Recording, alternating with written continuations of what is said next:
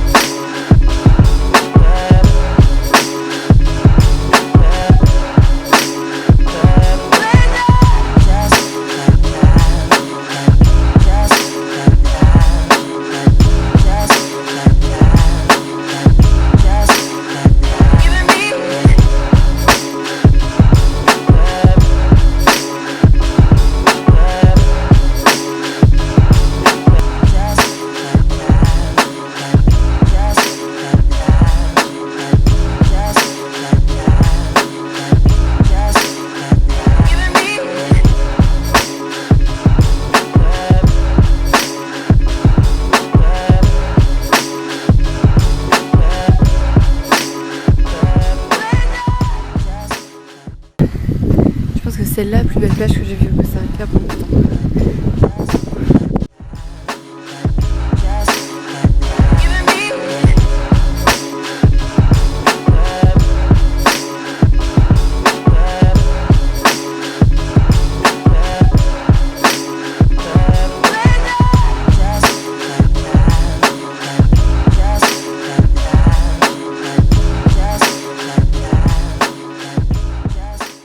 J'étais à Tamarindo, je devais rester une nuit de plus. Et normalement demain j'étais censée partir au Nicaragua. Seulement j'ai rencontré une Française hyper cool, enfin on s'entend trop bien. Et donc on a passé toute la journée ensemble hier, on a été à la playa Conchal, que je vous ai montré en vidéo. Voilà, c'était trop beau, on a été en voiture, en fait elle a une voiture et donc bref ouais, c'était super beau. Et puis donc du coup elle m'a tentée pour continuer un peu le voyage avec elle en fait, parce qu'elle reste au Costa Rica, elle a une voiture et tout, donc on peut bouger un petit peu plus facilement et ouais, on s'entend trop bien, enfin moi elle allait trop me manquer, donc bref, on a décidé de continuer ensemble et de descendre sur la péninsule de Nicoya à Samara. Et en fait elle avait rencontré un Canadien avant d'arriver à Tamarindo, donc avant de me rencontrer, avec qui elle avait fait la route, enfin elle avait proposé de venir avec elle en voiture. Puis ce Canadien a rencontré 2 Mexicaines à l'hostel où on était, donc bref, du coup on est 5. Et du coup aujourd'hui on a fait la route pour Samara ensemble à 5.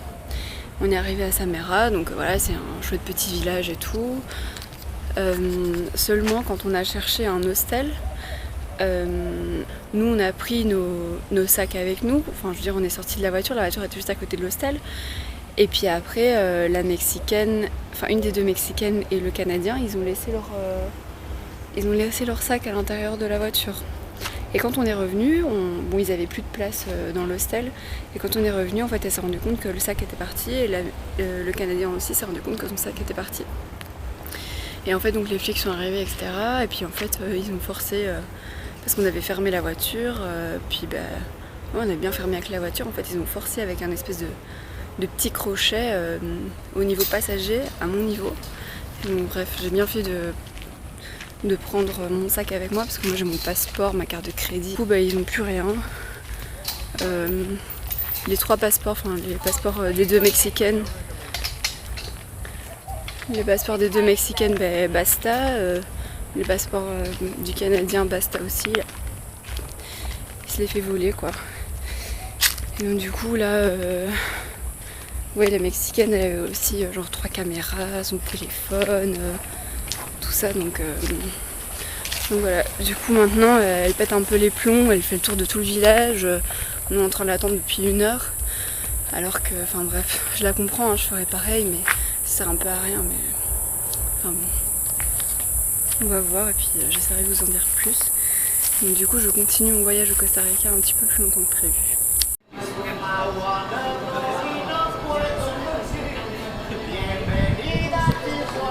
C'est l'hôtel Mandé.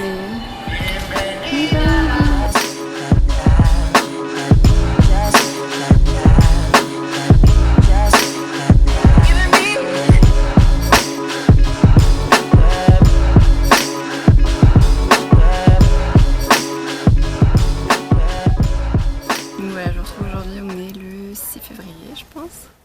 Ces histoires hier, de vol, etc. Donc on a décidé de rester qu'une nuit. Mais hier on a été à une soirée reggae. C'était vraiment sympa. Et en fait Tamara c'est vraiment un super petit endroit au Costa Rica. Je vous le conseille si jamais vous voulez y aller. Faites attention aux vols parce qu'apparemment les vols sont très fréquents. Donc là les filles ne savaient rien faire. Et donc du coup on a dû bouger à Nicoya. On est à Nicoya parce que, je sais pas, ils savaient pas faire de déposition là-bas, enfin bref. Ils servent un peu à rien, j'ai l'impression, les flics. Et donc du coup on est parti ce matin à 11h de Samara. On voulait faire, avec la Française que j'ai rencontrée, on voulait faire un tour à cheval ce matin, mais finalement on a décidé qu'on n'avait pas assez d'heures parce que là, on va aller jusqu'à Malpaís, donc c'est sur la péninsule de Nicoya. Là, on va essayer de se poser là,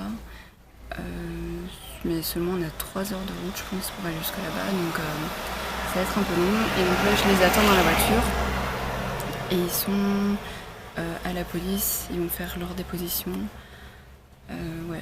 pour les vols des passeports, etc., pour pouvoir aller à l'ambassade après. Si vous voulez savoir à quoi ressemblent les manguiers, c'est un manguier. Et il y a plein de mangues, on les voit pas, mais on les voit pas à la caméra, mais il y en a blindé ici. Donc voilà, en fait Samara c'est sur la côte Pacifique aussi, comme je vous ai dit. Et on peut apprendre à surfer, mais c'est vraiment un tout petit village, en fait comme la plupart de tous les villages et toutes les stations balnéaires que vous pouvez avoir au Costa Rica. Et vous pouvez apprendre à surfer. Là-bas, seulement j'ai été vite ce matin. On n'a pas du tout profité de l'endroit, on a juste été à la soirée reggae hier. Tranquille, on est resté je pense jusqu'à 2h30 du matin. Par contre, je suis trop déçue qu'on puisse rien voir, mais on a été sur la plage et on voit la galaxie, enfin la Voie lactée, c'est incroyable quoi. Je veux dire, quand on est en Europe, chez nous, on doit faire comme ça pour voir quelque chose, pour pouvoir voir les étoiles. Là-bas, enfin je veux dire, vous êtes assis sur la table et vous voyez tout, sur le sable, pardon, et vous voyez, enfin je veux dire, vous regardez comme ça, enfin c'était incroyable les étoiles que vous pouvez voir, puis il y avait des étoiles filantes, en bref, avec le reggae derrière, enfin bref, c'était trop bien, on voulait trop rester une journée au moins là-bas, mais bon, on n'a pas pu à cause de ça, donc voilà un petit conseil, ne laissez jamais vos affaires dans la voiture, même si la voiture est fermée. Ici ils pètent pas les vitres, ils arrivent très facilement à crocheter les serrures en fait, et j'ai toujours peur qu'il y a des gens qui arrivent et ils me prennent pour une tarée comme ça, qu'est-ce qu'il faut. Partez en voyage, ouvrez-vous vraiment à tout, ne fût-ce qu'aux gens, parce que voilà, vous rencontrez des gens, je veux dire, je trouve ça super cool. Ouais, j'étais censée partir au Nicaragua, puis après je l'ai rencontré, il m'a fait m'aller, viens, on continue ensemble. Partez comme ça seul, parce que vous avez la liberté de pouvoir faire ce que vous voulez en fait. Je veux dire, moi ma seule obligation c'est de prendre mon vol à Managua le 29 février, c'est le seul truc que je suis obligée de faire. Et bon, j'aimerais quand même aller au Nicaragua pour voir un minimum, même si le Nicaragua est énorme et je pense que je pourrais pas faire énormément de choses. Mais donc voilà, ouvrez-vous vraiment, ouvrez-vous au monde quand vous partez, que ce soit au niveau culturel, au niveau de la bouffe et tout ça, des trucs que vous trouvez un peu bizarres, bah, essayez de goûter. Pire, vous êtes malade, c'est pas si grave. Hein. Ouais, ouvrez-vous aux gens, parlez, allez dormir dans les dortoirs, c'est là que vous rencontrez le plus de personnes. Puis après, ouais, c'est pas cher, franchement. Mais donc pour récapituler, je voulais juste dire que quand vous partez comme ça en voyage, même si vous êtes en couple, je veux dire, n'hésitez pas à parler à des gens, à être ouvert et tout ça, parce que c'est vraiment, c'est la plus grande richesse en fait, je pense, du voyage.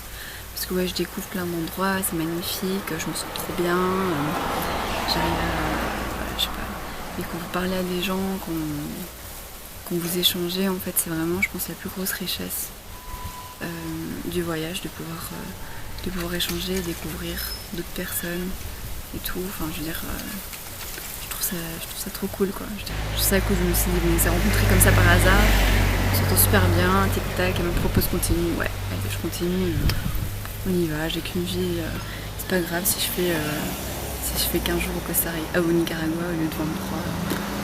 C'est fou, quoi. Donc,